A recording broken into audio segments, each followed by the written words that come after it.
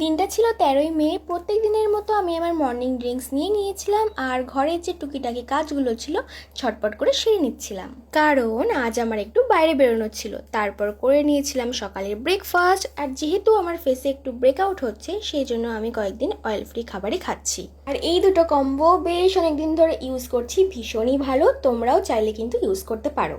তারপর স্নান সেরে একটু স্কিন কেয়ার করে নিচ্ছিলাম এবং রেডি হয়ে নিচ্ছিলাম বেরোনোর জন্য। আর আমি ফেসে শুধু ময়শ্চারাইজারের পর সানস্ক্রিন অ্যাপ্লাই করেছিলাম।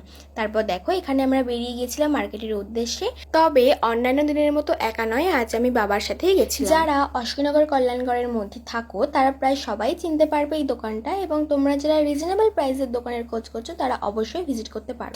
আর এগুলো 40, আচ্ছা 30, 20, 20, টোটাল কত? 10, 20, টোটাল কত? 150 টাকা আচ্ছা, এমনি সব পাওয়া যায় দোকানে? সব পাওয়া।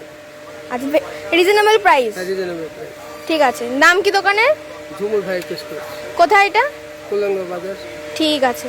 অ্যাকচুয়ালি ঝুমুর অর্থাৎ এই দোকানের আমি কিন্তু অনেক পুরানো কাস্টমার, এবং দাদু ডিটেলস বলেই দিল, তোমরা দেখতে পেলে। তারপর একটু আইসক্রিম খেতে খেতে বাড়ি চলে আসলাম। তোমরা কিন্তু অবশ্যই জানিয়ে ভিডিওটা কেমন লাগলো।